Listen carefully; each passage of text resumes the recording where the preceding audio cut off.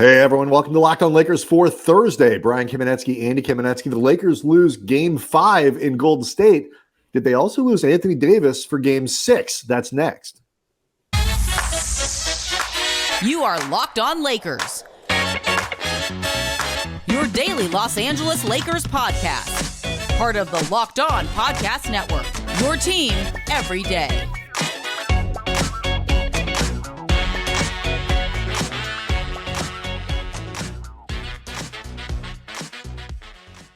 Thanks to everybody for making Locked On Lakers your first listen of every day, Monday through Friday, no matter how or where you get your podcast. It's always going to be free. It's never going to be behind a paywall. And Locked On Lakers on YouTube is where you can go to worry with over 16,000 Lakers and NBA fans.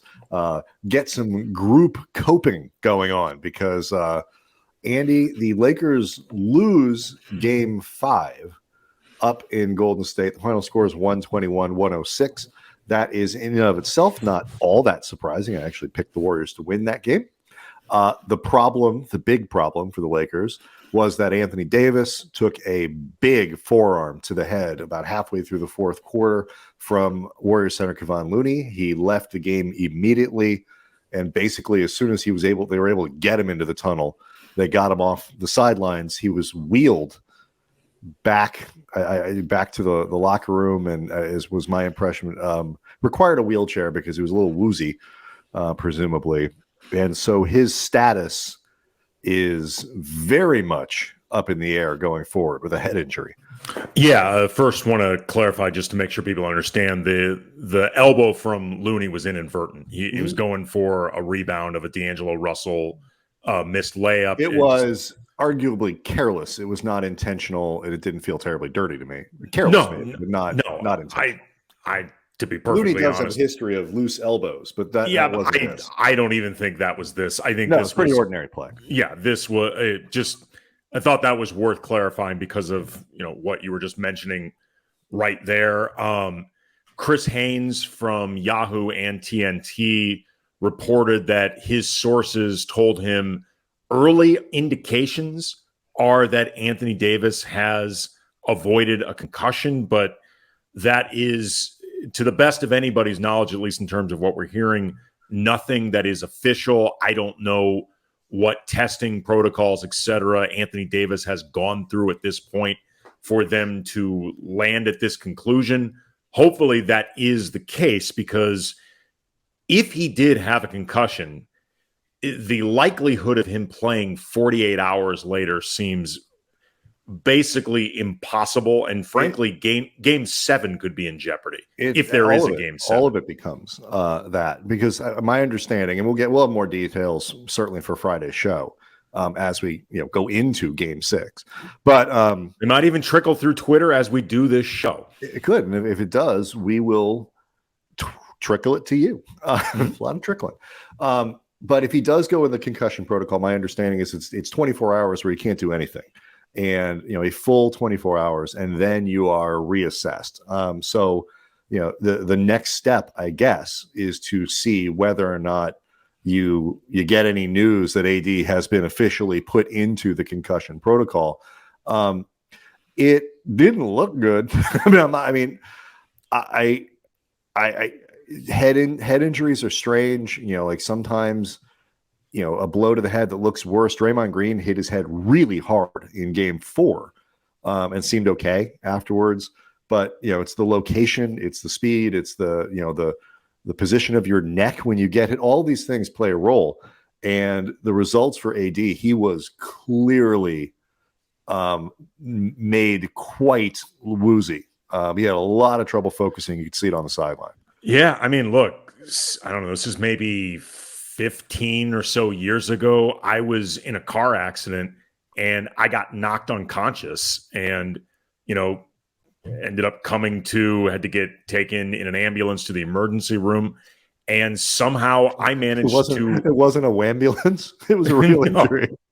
No, this Here was comes the ambulance to pick up Andy and his head injury. I will say, as long as you're going to make the wambulance joke and force me to defend myself for no particular reason, because again, it should be noted, I was in a car accident and I was in the back of a taxi cab And as people often do in cabs because they're idiots, and in my particular case, I was taking a cab because I had been drinking. You think for some reason because people are driving you don't need to wear a seatbelt. When we got hit, my head went into the divider between me and the driver. So, I mean, that's really hard impact. I walked out of that cab under my own power. Yeah. So this guy. Kobe would have done that too. And it is worth noting to think for people how good your podcast would be today if that didn't happen. Because they're all right now. I mean, you're doing pretty well, but think how much better they could have been.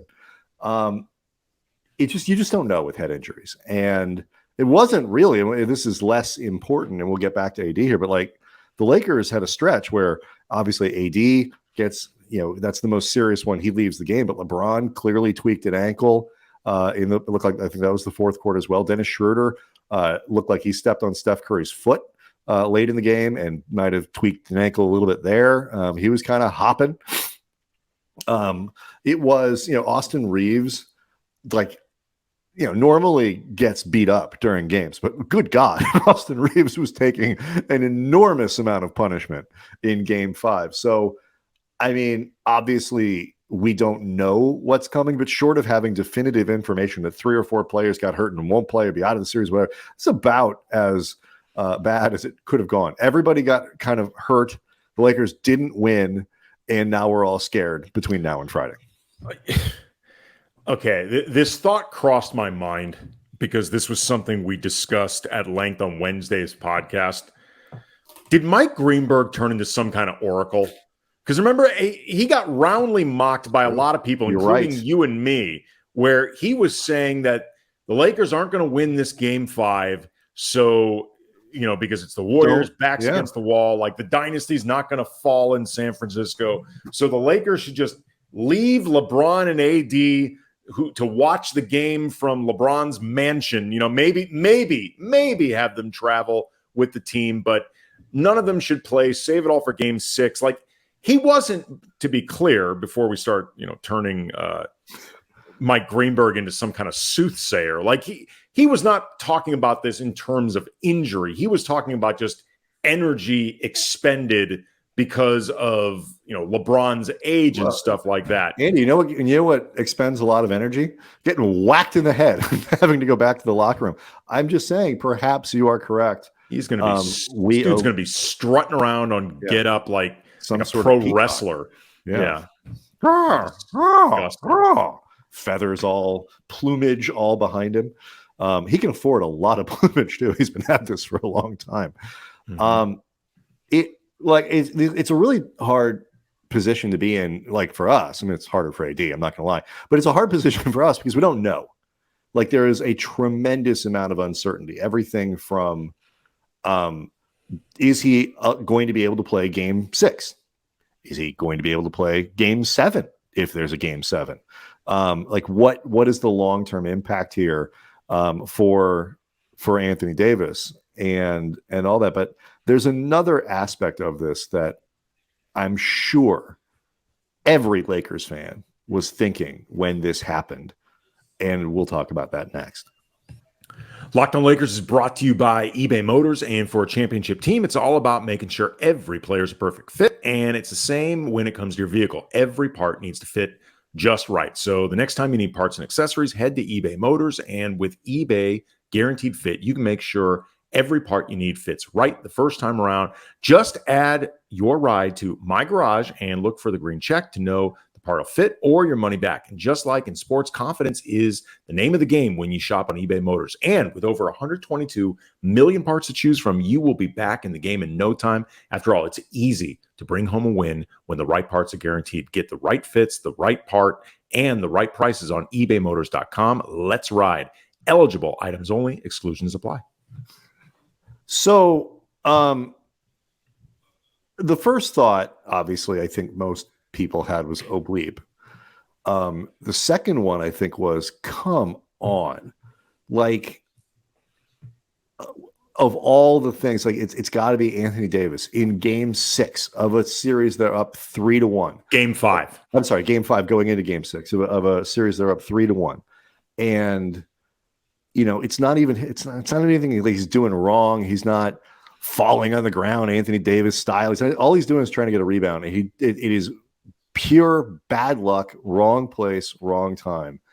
And the idea, because of how bad he looked, I mean, I know I instantly went to, well, he may not be able to play game 6.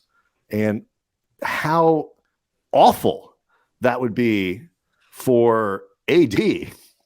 Forget the Lakers, just for AD on a personal level to have that happen to him, because a head injury, while I guess, I'm not going to sit here and say pro teams don't fudge the concussionness of their players, the concussed level of concussion that they might have. But there are rules, and teams are obliged to follow them, and really should, for the health of the player. No series is worth sacrificing Anthony Davis's brain. But I mean, it just sucked. It sucked so bad. It was so deflating. And because it's a head injury, it's not like, well, it's a knee. Maybe he can come back. He can shake it off. It's a shoulder. He's played with the shoulder before. What head? It's like, what do? You have no clue what's coming. Yeah. I mean, Darvin Ham after the game said that he was already showing signs of improvement, which, aligns with what Chris Haynes reported afterwards. But he also made it clear on the second question he was asked about this that he's focused on the game and was not. He's not offering any details, and also hadn't had a chance to actually talk to the doctors. And I would remind everyone that Dr. Ham also was quite optimistic about D'Angelo Russell's ankle injury. And here's the thing too: in a series with a 48-hour turnaround, just regardless of how much they actually know what's actually happening, for the purposes of gamesmanship, you're not going to be letting on anything that could hint at an Anthony Davis absence. No. Certainly not right now. But the only information you make public is something that the league mandates you make public. If they don't make you say it, you don't open your mouth, and people like you and me just sit here and speculate and hope and worry and cross our fingers that Anthony Davis is on the floor on Friday. But to your point, though, they're with Anthony Davis in ways that I think are sometimes framed unfairly, but also in ways that I think are frankly reasonable. There's always this feeling of inevitability that some shoe is going to drop with his health, because we've seen this before. And he's ultimately the force that will determine how far the Lakers go in these playoffs. Like, if the Lakers, for example, and again, this is speculation at this point, cannot emphasize it enough. What we're talking about may not even come to fruition. But if the Lakers had to play a game 6 at home without Anthony Davis, do I think it is possible for them to conjure up, a sum better than their parts and figure out a way to beat the Warriors once without Anthony Davis? Yeah, I do. I actually 100% honestly think they could do that. But if you're asking me if I think that they could, say, go 2 or 3 games in a hypothetical series against Denver or Phoenix without Anthony Davis and maintain any type of control of it, no, I don't think they can, because he's the most important player on this team on both sides of the ball. So, and look, we've seen it just over these last 2 games, one that the Lakers ended up finding a way to win, one that they could not win tonight. The more the Warriors have been able to mess with what Anthony Davis does defensively, the more vulnerable the Lakers have become. And even with those vulnerabilities, you still have to account for Anthony Davis being there. And I think that was, look, AD was not having his best game of the series by any stretch of the imagination in this game. He still finished in 32 minutes, 10 of 18 from the floor, 9 rebounds, 3 assists, and 23 points. He was vital particularly on the offensive side. The Lakers really struggled to just get timely shots. It's not that the statistical battle was wildly in favor of Golden State. The timing battle, I think, was. And so I want to get in the last segment to what they do without AD. But the other part of this that I just thought was so sad was like so much of the conversation in the last few days has been about how good Anthony Davis has been. And like, you mean to tell me he didn't get any meaningful votes for Defensive Player of the Year? You mean to tell me he didn't get any meaningful votes for, all defensive team, for all NBA teams? Look at what this guy is doing. And, he was at the center of a conversation among NBA nerds about some of the stupidity of these postseason awards, because he's just been that effective in these playoffs and so dominant and so obviously the focal point of what the Lakers have been doing. It was the timing from that respect, and then boom, something happens where you're immediately reminded of the general fragility that he has from game to game. Yeah, and then you think about LeBron tweaking that ankle. He awkwardly landed after a layup. He got a pass, I believe it was from Lonnie Walker, like kind of a shuttle pass under the rim, and he finished the basket but came down kind of weird. And it's not the foot that's been bothering him this whole time, but he was moving awkwardly. Like there was never a point after that where he looked the same. And this is even in these playoffs, LeBron has not been looking as spry as in the past. He has to pick his spots for like the true bursts of athleticism and physicality.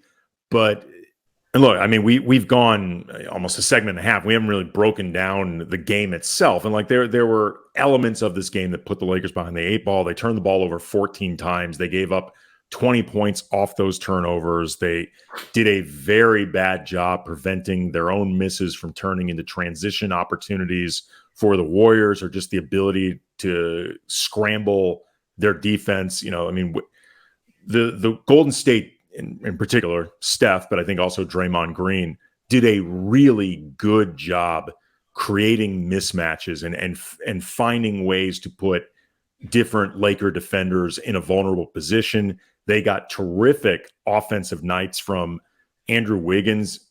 Draymond Green, 20 points. He took 11 shots, 5 trips at the line. I don't know when the last time that's happened for Draymond Green. Gary Payton II, 10 points. Like you don't expect that from him. Those become hard games to win. Yeah. The Lakers didn't get crushed in the 3-point battle, but they didn't win it. The Lakers didn't lose. The Lakers lost the free throw battle. Golden State took 15 free throws to the Lakers 15, but they made 2 more of them. So, I mean, and if they tie in terms of free throw attempts, that's a win for Golden State. The Warriors are just a little bit better. Fewer, They also killed the Lakers on the boards. Yes, they did. Lakers just really struggled to secure that, points in transition, all these little things. And the Lakers didn't take it. Golden State turned the ball over, 14 times, same as the Lakers, but the Lakers didn't take advantage of it in the same way. So, I think they were going to lose this game regardless. I thought that going in, but man alive, does this wildly change the outlook and the way we look, forward to Game 6 Friday night, which we will do next.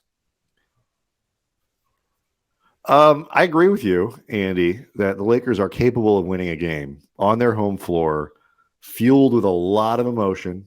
With LeBron kind of maybe, going a little deeper, perhaps. And then, somebody like Russell or Reeves or Schroeder or Austin Reeves had a really good game. He did. He's now played 2 pretty good games in a row, seems to be turning the corner a little bit in this series. Again, despite having the living bleep beat out of him in this game. He played a nice game.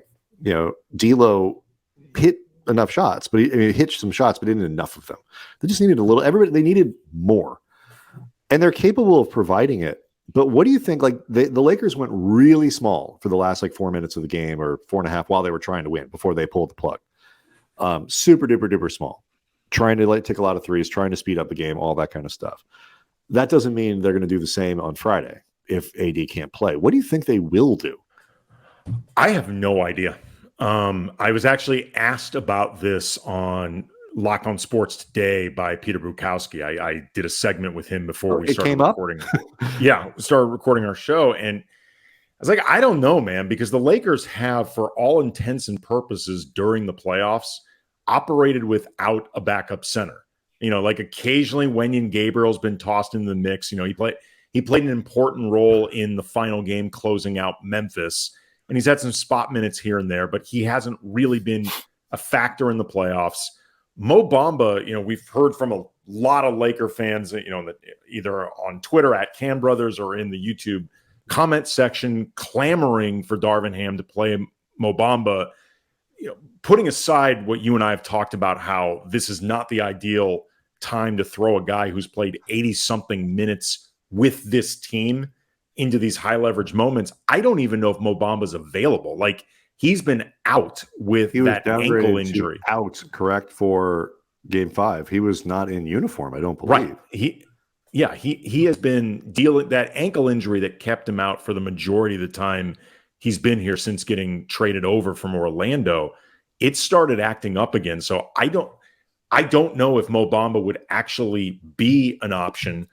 Tristan Thompson has done nothing in minutes that were not garbage time for this team. I mean, not really anything. I could understand why they might play Thompson a few minutes on Friday. I will not be in the room when that happens. I will not be able to watch that. I will follow along like on Twitter or on ESPN.com or something like that and see what happens. But I don't think I can watch that. Not because there's a 0% chance that he could do something good in a couple minutes or whatever. I just be too nervous. I can't do that. I mean, I'm too old. I could see a lineup where you start Rui at center. I could see them looking to start Wenyen Gabriel just to keep the rotation as intact as possible. LeBron and Rui have essentially functioned as the backup centers. Right. I was going to say also, you could see, if we really want to try to pluck at the Laker fans' heartstrings and the Laker fan historians, you have LeBron jump center. I mean, what a story. What a story, people. But yeah. The truth is, and again, this is all speculative because we don't know if Anthony Davis won't even be available for game 6. But honestly, I don't know what they would do. I don't really have a good inclination of what they would do, because not that Darvin's been hiding his cards, close to the vest when it comes to a scenario like this. This is a hand that Darvin hasn't even considered playing, because he's just, for all intents and purposes, said, I'm not using another center that isn't named Anthony or Davis. It's one of those scenarios as a coach where I'm sure they have contingencies for what if LeBron doesn't play? What if Anthony Davis doesn't play? What if down the line, D'Angelo Russell, Austin Reeves, sure, Dennis Schroeder? What if Lonnie Walker's not available? All the way down the line. The break glass in case of emergency scenarios for Anthony Davis can't play are not good. None of them are good. It is a very much an Argo type situation where, Darvin can go and pick a lineup and pick a strategy and do some stuff. But, compared to the alternative, which is Anthony Davis is available and able to play, it is very much one of those, this is the best bad idea that we have. It might work. It worked in the movie. But, it's not ideal. It is, as I like to say, suboptimal. And I don't know what the right strategy is, because the Lakers have really struggled in this series and certainly the last round as well when Davis doesn't play. Yeah. I mean, they have really struggled to find any source of rim protection whatsoever.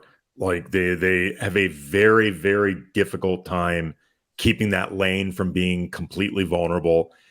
Anthony Davis is by far the biggest mismatch they can create for Golden State. I mean, Golden State still throws 2 or 3 bodies at Anthony Davis whenever they possibly can. Even on nights where other Lakers are making shots, they will do this. So I don't know. I mean, the good news also thinking about this the good news also thinking about this is I do think that there is a lot the Lakers can do to control their own fate if AD is unavailable, if AD is limited, feeling the effects or whatever. Like, be more careful with the ball. Make sure you are getting back better in transition, on misses, like things like that. They're as much as but the problem with, I mean, I don't think you're wrong, but the problem is you have to also be, I think you have to be, I mean, obviously the defensive intensity has to be 48 minutes and it has to be, I mean, off the charts. I mean, there's just no alternative there. And I think they're capable of that. But I also think you need a certain amount of aggressiveness because you're going to need to push and play quick and do all that stuff. And it is hard. You got to be really locked in to play quickly, to play really aggressively, and also play without a lot of mistakes. And you know that would be the thing. But I like home crowd, the emotion of a home crowd, the sort of bleep it, we're underdogs, you know, go, you know, huevos to the wall. For one game, I think it's possible. I do not think they could go back and win game 7 in Golden State. I mean, yes, they technically can. I would be very much picking Golden State to win that game. It's a tall order. If AD can't play game 7, I don't think they can win that one on the road with that much blood in the water. It's not impossible. LeBron has done some crazy stuff over the course of his career. But I, like you say, super tall order. Yeah. I mean, hopefully this is, you know, look aheads and concerns that end up not becoming important at all because Anthony Davis is available and he's not feeling any after effects. And I hope this podcast is totally irrelevant by like 9:30 Pacific time. It's going to be nervous time. It's going to be real nervous time for Laker fans. Obviously, we will look to keep everybody in the loop as much as we possibly can. I don't know how much the Lakers are going to be revealing before Friday. No, I would be surprised unless the news is really good. I think it's gonna be too cloudy to do it. I mean, this is one of those like kind of wish you had it's like a portal into his brain, like being John Malkovich style. Like this would be a good time for that. But I think we're all just gonna have to sit around and wait on Thursday, getting into Friday. And I don't like that. I don't want to do that. Yeah. I like to be uncomfortable. Everything's been going so well. Mm-hmm. Darn it. Yeah. All right. All is not lost. No, get not at all. your positive vibes. Send them to El Segundo. Send them to Anthony Davis. And let's hope that man's brain is resilient because that was a big time forearm he took.